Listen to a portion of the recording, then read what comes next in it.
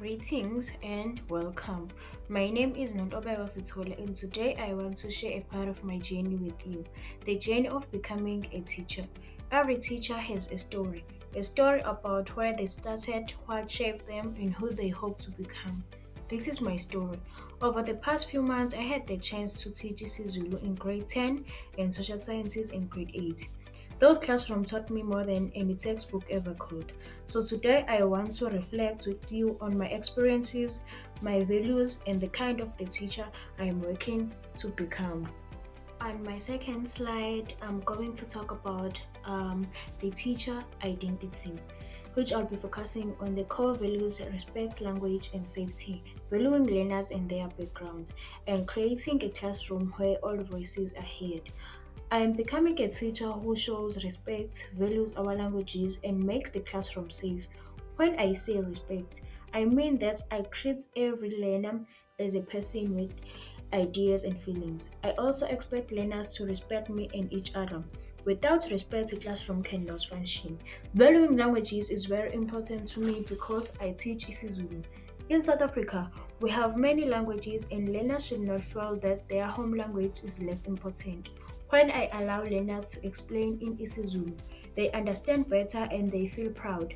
Making class safe means creating a space where learners are not afraid to make mistakes or ask questions. In my classroom, I want learners to experience that they belong, that their voice matters, and that learning is something we do together. Slide number 3. What shaped me? I'm going to focus on the impact of past learning experiences, how teacher tone affects learners, and the importance of patience in teaching.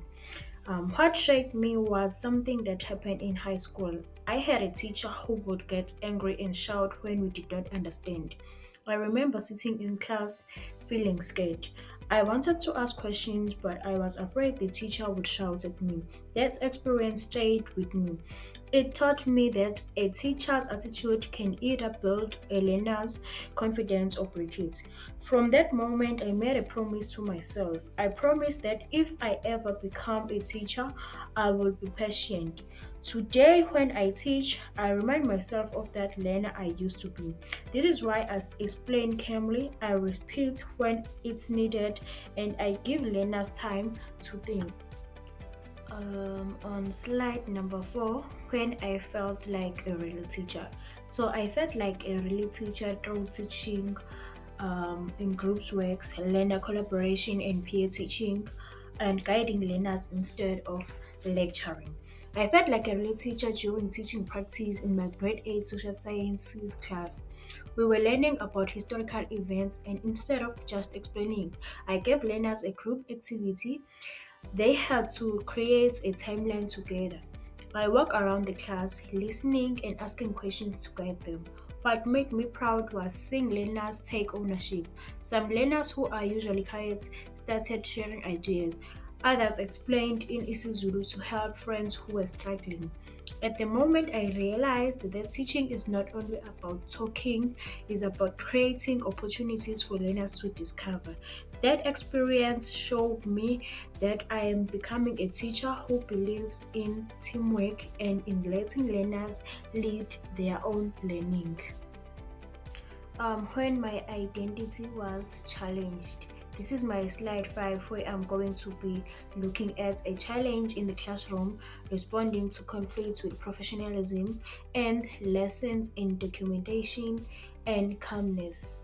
One of the most difficult moments I faced was in my grade 10 ECZ class. I gave learners written work and one learner refused to hand it in. When I spoke to her about classroom rules and respect, she became upset. She took her exercise book and left the class. Later, she went to the principal and said I had punished her and bullied her. I felt hurt and disappointed because I knew that was not true, but I decided to stay calm and professional. I did not argue. I asked the class representative to explain what had happened because they saw everything. After hearing both sides, I was found not guilty and the learner was asked to apologize. I accepted the apology. The situation taught me a big lesson. It taught me that being a teacher means handling conflicts with maturity. It also taught me the importance of having witnesses and keeping records. On the following slide, which is slide number 6, I'm going to talk about my teaching approach, which I'll be focusing on the learner centered teaching approach.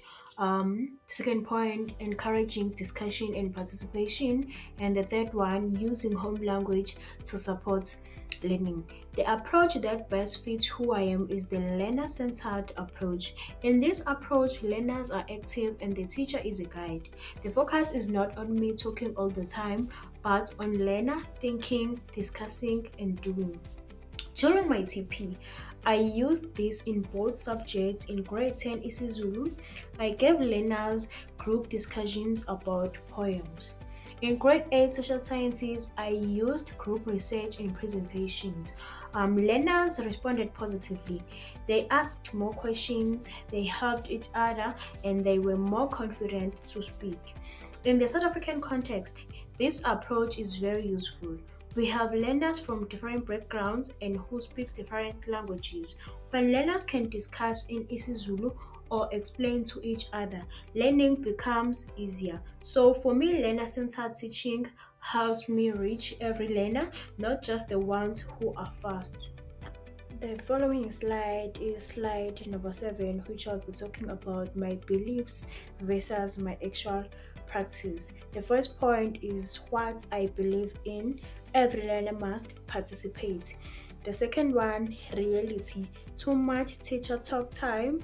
And the third one is my strategy, planning for more engagement. As I believe that every learner should participate in class, I believe learners learn best when they talk, ask, and share. But during my teaching practice, I noticed something different in my own teaching. I realized that I was talking too much. The reason was that I was worried about time. I was worried that I would not finish the syllabus. This showed me that sometimes our fears can stop us from teaching the way we believe. I learned that good planning is important. If I plan group work and set time limits, learners will get more chances to speak. Moving forward, I am going to use more activities and timers so that my actions match my beliefs. The last slide, which is slide number 8, the teacher I still need to become. I'll be focusing on my strengths, which is care and patience, the area of growth in classroom management, and my goal, which is becoming firm, kind, and inclusive. As I reflect, I see that I have strengths. One of my strengths is that I care for my learners, I am patient, and I want them to succeed. But I also know I need to grow. My biggest area for growth is classroom management. I need to learn better ways to handle conflicts and keep order. So I'm becoming a teacher who is firm but kind, who respects all languages and who makes sure every learner feels safe. I want my future learners to walk into my class and feel that this is a place where they can learn, grow, and be themselves.